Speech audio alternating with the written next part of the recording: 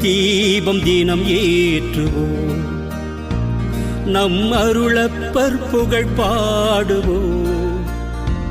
அவர் உருவாகவே, அவர் மொழியாகவே, அவர் நிழலாக நாம் வாழுவோம்.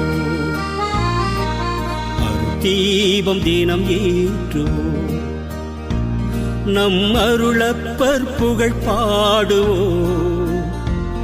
அவர் உருவாகவே, அவர் மொழியாகவே, அவர் நிழலாக நாம் வாழுவோம். தந்தானே